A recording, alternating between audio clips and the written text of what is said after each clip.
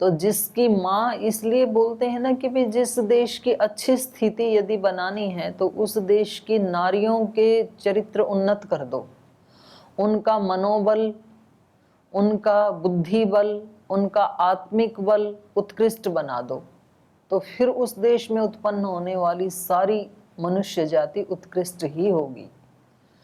और इसी के लिए जो गर्भ में जब बच्चा होता है तो जितने भी संस्कार हैं गर्भ के समय, तो उनका प्रावधान इसीलिए है कि जब बच्चा उसका निर्माण हो रहा है उस समय माँ की जो मनस्थिति होगी, जो मति की, बुद्धि की स्थिति होगी, जो आत्मा की स्थिति होगी, जो शरीर की स्थिति होगी, उसका बहुत ज़्यादा प्रभाव पड़ता है बच्चे के ऊपर।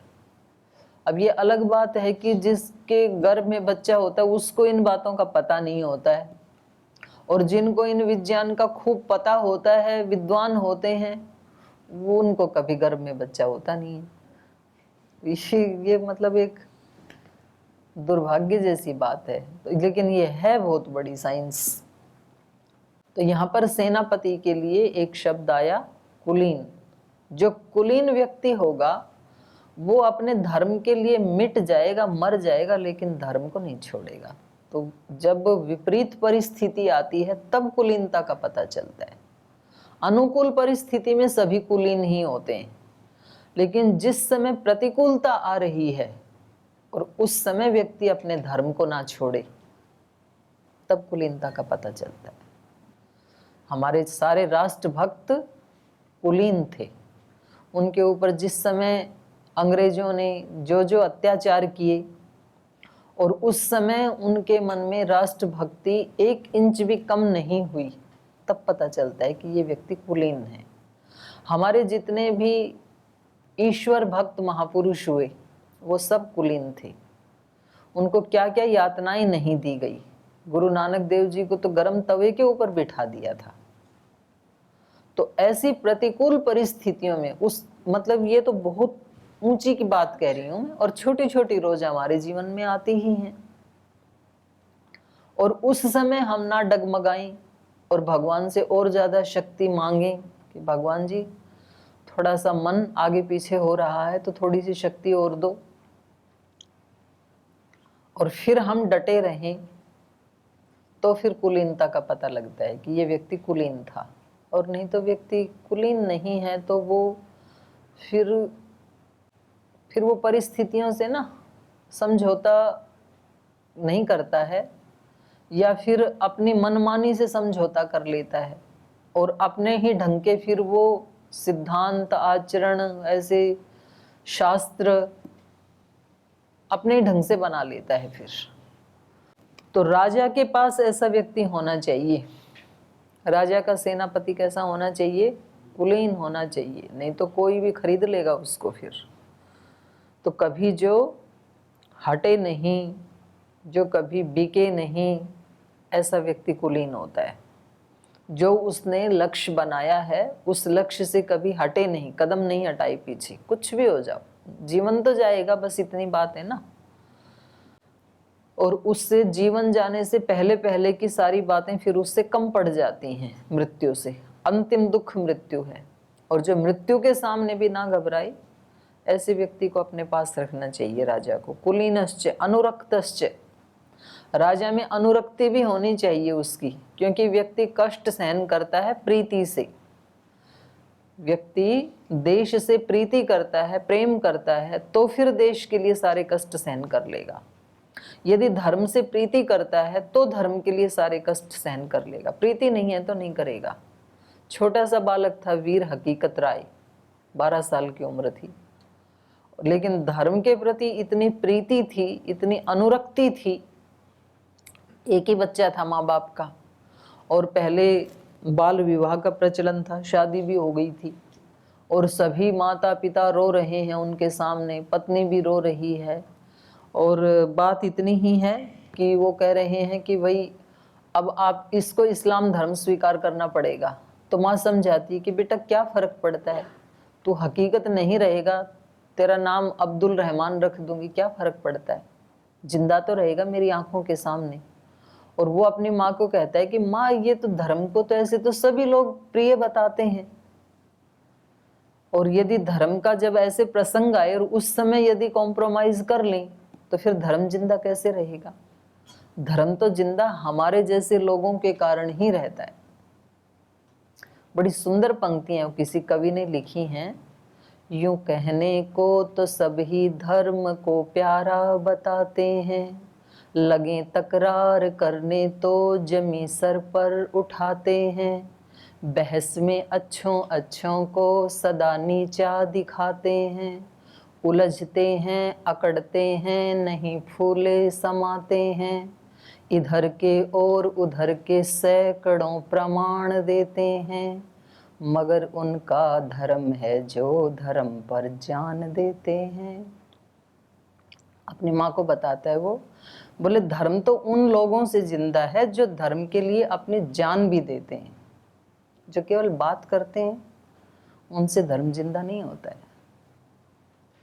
तो उसको धर्म के प्रति इतनी प्रीति थी वीर हकीकत राय को। तो यहाँ पर जो सेनापति है उसको अपने राजा में अनुरक्ति होनी चाहिए, अनुरक्तिश्च। तो ये श्री राम बता रहे हैं, कुलीनश्च अनुरक्तश्च दक्षः, बड़ा निपुण होना चाहिए, क्योंकि ज्ञान से, शूरवीरता से, पराक्रम से, साहस से बहुत सारी चीज़ें प्राप्त की जा सकती हैं, लेकिन सारी अज्ञान अविद्या को, असुरत्व को हराने के लिए ये चीज़ें पर्याप्त नहीं हैं। उसके साथ साथ दक्षता भी होना बहुत जरूरी है। अब श्रद्धेय स्वामी जी महाराज जितनी नॉलेज, उनका जितना व्याकरण शास्त्र, दर्शन शास्त्र, अध्यात्म शास्त्र बहुत लोगों ने पढ़ा होगा, उनके जितनी शरीर की सामर्थ्य भी बहुत लोगों में रही होगी, लेकिन वो जो दक्षता है कि किस काम को कैसे करना है और किससे कैसे करवाना है, वो सब में नहीं होती है। तो वो यदि नहीं हो, जैसे महाभारत के युद्ध में बड़े बड़े योद्धा थे, लेकिन सारे योद्धा होते हुए भी, अर्जुन भीम जैसे पराक्रमी होते हुए भी, यदि कृष्ण उनके साथ नहीं होते तो महाभारत का युद्ध जीत नहीं पाते। फिर पांडव किस समय क्या करना है ये कृष्ण उनको बताते हैं। तो बाद में सब लोग अपनी अपनी डींग हाँक रहे थे महाभारत के युद्ध के बाद। भाई महाभारत का युद्ध किसने जीता? तो बोले, अर्जुन बोले मेरे गांडीव धनुष ने जीता। भीम कह रहे थे कि भाई मेरी गदा ने जीता ये तो युद्ध, आपने देखा नहीं मैंने कैसे दुर्योधन को प्रहार किया। तो सब अपने अपने बारे में बता रहे थे। तो कोई व्यक्ति सुन रहे थे, तो कृष्ण मुस्कुरा रहे थे उनकी बातें सुन करके। तो बोले भाई आप कुछ भी नहीं बोल रहे हो, आप मुस्कुरा रहे हो, तो किसने जीता ये युद्ध? आप ही बताओ, आप तो थे साक्षी थे, आप तो कुछ कर नहीं रहे थे, केवल देख ही रहे थे। तो बोले भाई अब मैं क्या बताऊं, मैं तो कुछ कर नहीं रहा था, तो इसके बारे में आप ही लोगों ने पराक्रम दिखाए हैं, तो आप में से भी किसने जीता? तो भीष्म पितामह से चल के पूछ लेते हैं, वो बड़े हैं।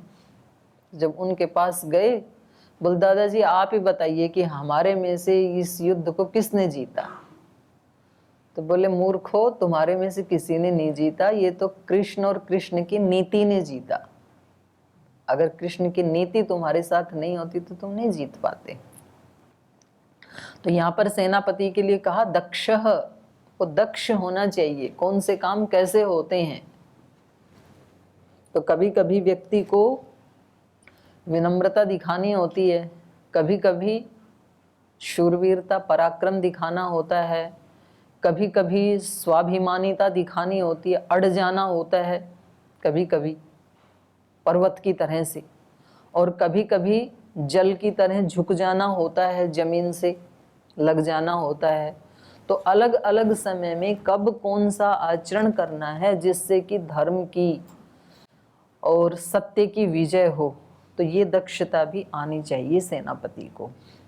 तो हम अपने अपने सेनापति सभी हैं। हमारा मन हम मतलब हमारा मन और हमारी इंद्रियां, वो सब हमारी सेना है, और उनका जो नेतृत्व करने वाला है वो मन है, बुद्धि है। तो उसमें ये सारी चीजें होनी चाहिए। धृष्टश्च शूरश्च मतिमान धृतिमान शुचिः कुलीनश्च अनुरक्तश्च दक्षः सेनापति कृतः। ऐसे सेनापति को आपने बनाया कि नहीं बनाया, ऐसे व्यक्ति को सेनापति बनाना। तो रामायण के अनुसार सेनापति में क्या क्या गुण होने चाहिए, जो 20 नंबर श्लोक में बताए हैं, ये सब होने चाहिए। और हमें भी हर समय कभी भी कोई युद्ध आ सकता है हमारे जीवन में, किधर से भी कोई झोंका। तो उस युद्ध को जीतने के लिए हमें उस व्यक्ति को टारगेट नहीं करना, अपने अंदर इन शक्तियों को टटोलना है। क्योंकि युद्ध को जीतने के लिए एक सेना चाहिए और एक सेनापति चाहिए। तो हमारी सेना में और उस सेना को उग्र बल युक्त करने के लिए ऐसा सेनापति हमारे पास है कि नहीं है? नहीं है तो फिर ऐसा हमें बनाना चाहिए अपने मन को। कैसा बनाना चाहिए? धृष्टश्च शूरश्च मतिमान धृतिमान शुचिः कुलीनश्च अनुरक्तश्च दक्षः सेनापति कृतः। बलवन्तश्च कच्चित्ते मुख्या युद्ध विशारदाः दृष्टापदाना विक्रांतास्त्वया सत्कृत्य मानिताः। और सेनापति के साथ साथ फिर सैनिक भी होने चाहिए, सेना भी अच्छी होनी चाहिए।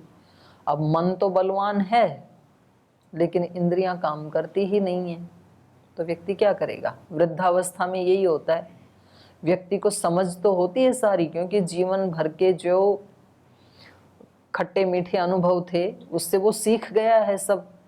तो अब उसके मन में पता तो है उसको सारा, लेकिन अब इंद्रियां नहीं है।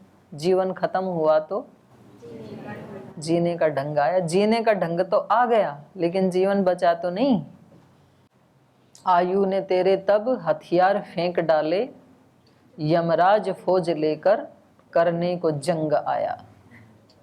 जब वो आया जंग करने, इसने हथियार फेंक दिए, इसके पास कुछ था ही नहीं, तो क्या करे? तो कह रहे हैं कि जैसे सेनापति होना चाहिए ऐसे ही सेना भी होनी चाहिए। सेना कैसी होनी चाहिए? बलवंतश्च, बलवान सैनिक होने चाहिए। मुख्या युद्ध विशारदाः, जो तुम्हारे मुख्य जो सैनिक हैं, जो युद्ध में निपुण हैं, उनको तुम्हारे द्वारा दृष्टापदाना विक्रांतः त्वया सत्कृत्य मानिताः, जो तुम्हारे बहुत युद्ध विशारदा, युद्ध में निपुण हैं जो सैनिक, और जो बलवंतश्च अत्यंत बलवान हैं, मुख्या जो मुख्य सैनिक हैं, उनको दृष्टापदाना विक्रांत, जो बहुत ही जिन्होंने पराक्रम दिखाया है, वो ते सत्कृत्य मानिताः, कभी आपने उनको सत्कृत करके उनको सम्मान दिया या नहीं दिया? उनको देते हो कि नहीं देते हो? माने जो अच्छे हैं लोग, उनको सत्कार देना, सम्मान देना, तो ये भी राजा का कर्तव्य बनता है। जैसे संगठन में कोई बहुत अच्छा कार्य करते हैं तो उनको पारितोषिक देना चाहिए। ऐसे ही यहाँ गुरुकुल में कोई बहुत अच्छा, सब नियमों में हमेशा 100% उपस्थित रहते हैं, ऐसे भाई बहनों का सत्कार होना चाहिए समय समय पे। कम से कम 6 महीने में एक बार जरूर होना चाहिए। जैसे 6 महीने में परीक्षा होती है ना सेमेस्टर की, ऐसे ही दिनचर्या में भी 6 महीने में जो सबसे अव्वल रहा तो ये गुरुकुल के जो वरिष्ठ आचार्य हैं स्वामी जी महाराज, ये होना चाहिए, तो ताकि उन व्यक्तियों को तो सम्मान मिलता है और दूसरे को प्रेरणा मिलती है। तो ऐसे होना चाहिए। तो श्री राम बता रहे हैं कि उनको समय समय के ऊपर सत्कार करके मान्यता, उनका सम्मान आप करते हो कि नहीं करते, तो आपको करना चाहिए उनका सम्मान।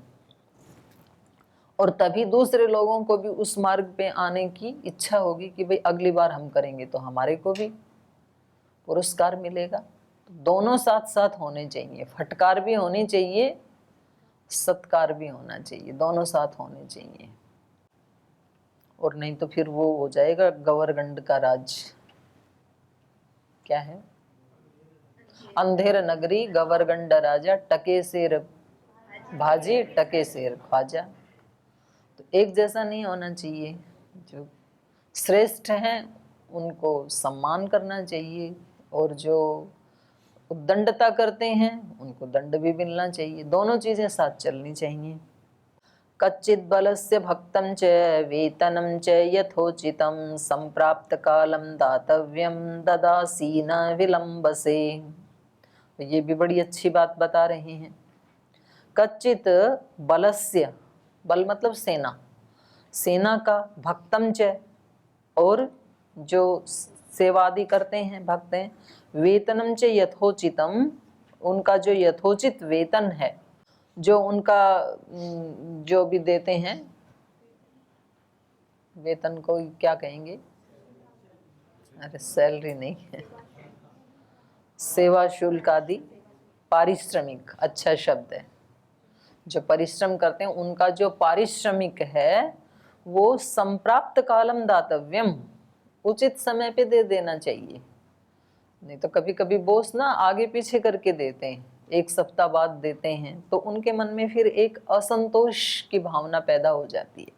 इसलिए कह रहे हैं संप्राप्त कालम दातव्यम न विलंबसी, उनको विलंब नहीं करना चाहिए। तो कहीं आप विलंब तो नहीं कर देते हो कि इस महीने की जो तनख्वाह है वो अगले में मिलेगी, अगले वाली उससे अगले में मिलेगी। तो ऐसे नहीं करना चाहिए, ठीक समय पर देना चाहिए, क्योंकि उनका भी ऐसे ही घर परिवार है, उनके भी अपने परिवार के अरमान हैं, उनकी भी अपनी योजनाएं हैं।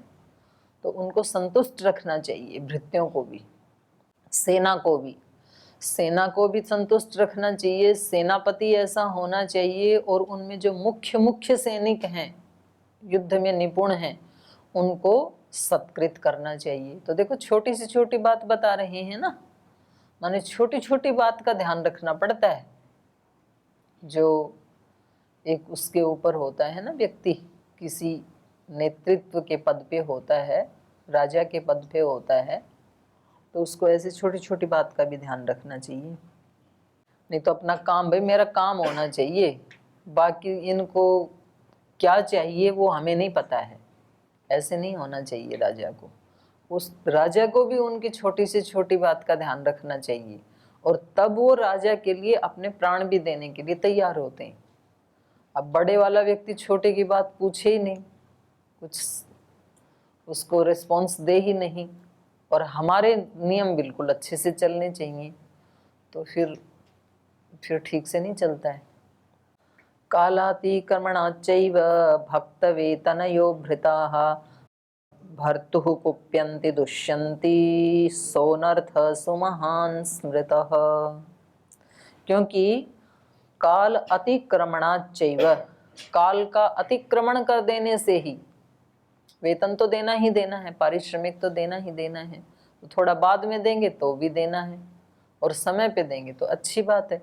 तो कह रहे काल का अतिक्रमण कर देने से यो भृताः, जो भृत्य हैं, जो सेवक हैं, भक्त वेतनयोः भृताः, उनके वेतन में और जो कुछ भी उनको मिलना है उससे यदि आप विलंब कर देते हैं, उसका अतिक्रमण कर देते हैं, तो भर्तुः कुप्यन्ति दुष्यन्ति, तो ये जो सेवक हैं वो अपने भर्ता के ऊपर, भरण पोषण करने वाले राजा के ऊपर, कुप्यन्ति दुष्यन्ति च, क्रोधित भी होते हैं, और फिर उसके बारे में वो निंदा भी करने लग जाते हैं, दुष्यंती दोष लगाने लग जाते हैं, चुगली करने लग जाते हैं, इधर उधर बातें करने लग जाते हैं अपने राजा के बारे में, तो अपयश फैलाने लगते हैं ना, फिर संतुष्ट नहीं होते हैं। तो कुप्यंती दुष्यंती सो सुमहान अनर्थ स्मृतः।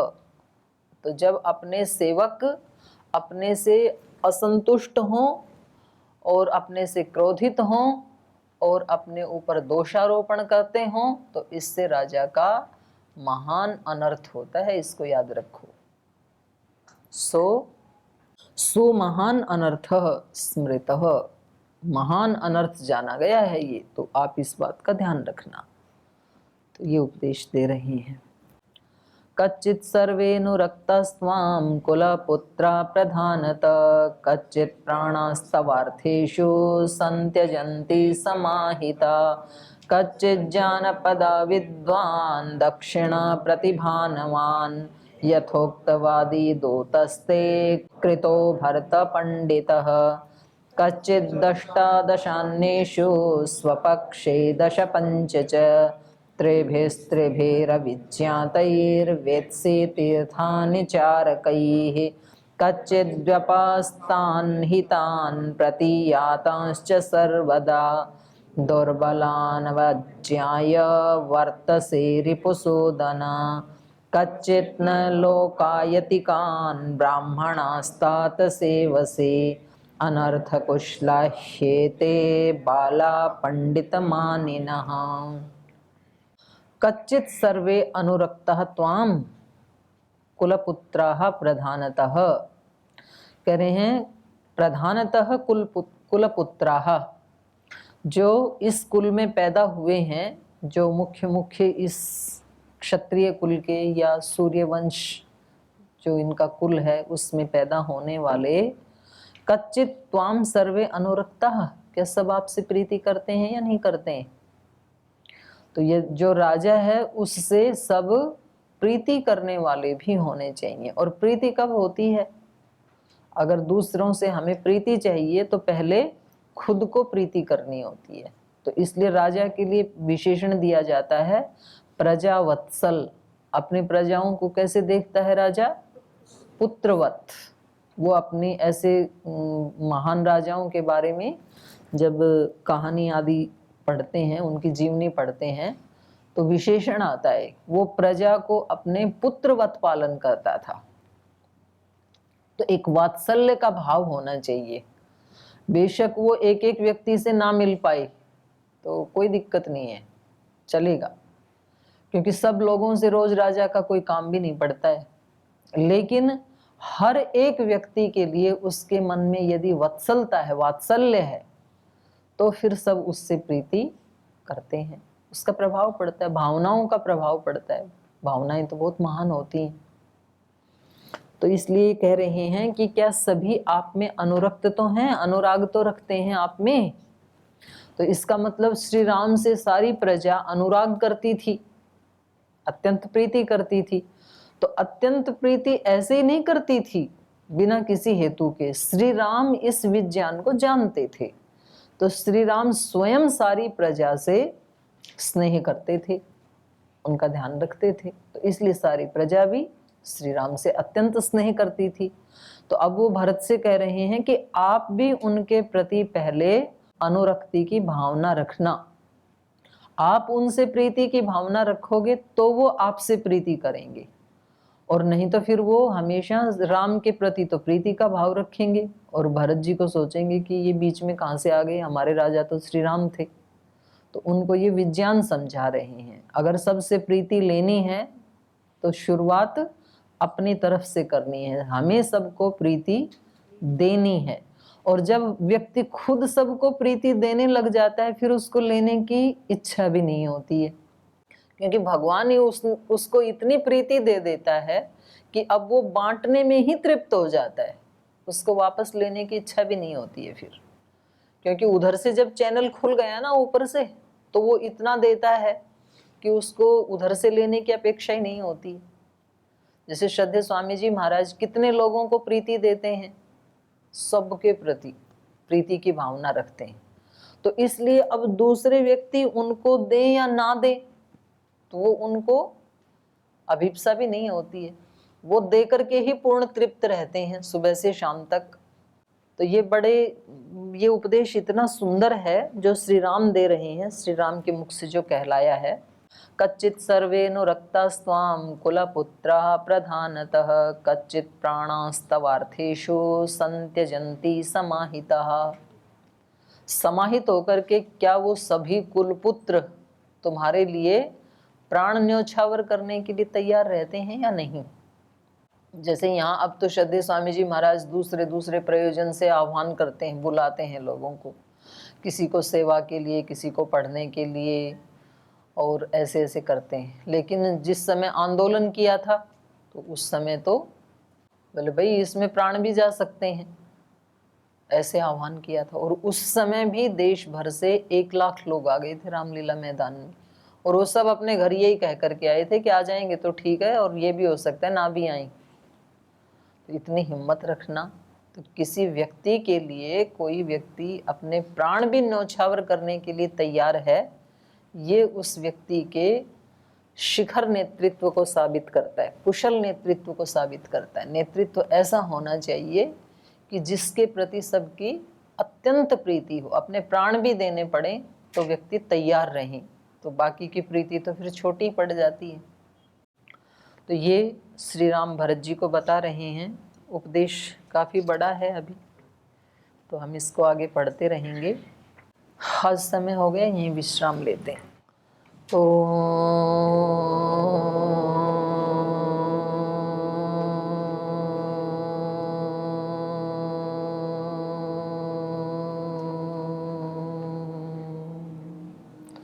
शांति शांति शांति। श्री गुरुभ्यो नमः। तू ही माता तू ही पिता है, तू ही बंधु तू ही सखा है। तू ही माता तू ही पिता है, तू ही बंधु तू ही सखा है। तू ही है करुणा निधान। हे राम हे राम हे राम हे राम। तू अंतर्यामी सबका स्वामी, तू अंतर्यामी सबका स्वामी। तेरे चरणों में कोटि प्रणाम। हे राम हे राम हे राम हे राम। तू ही दुख त्राता विश्व विधाता, तू ही दुख त्राता विश्व विधाता। तेरे शरण में है विश्राम। हे राम हे राम हे राम हे राम। तू ही माता तू ही पिता है, तू ही बंधु तू ही सखा है। तू ही है करुणा निधान। हे राम हे राम हे राम हे राम हे राम हे राम। ओम श्री गुरुभ्यो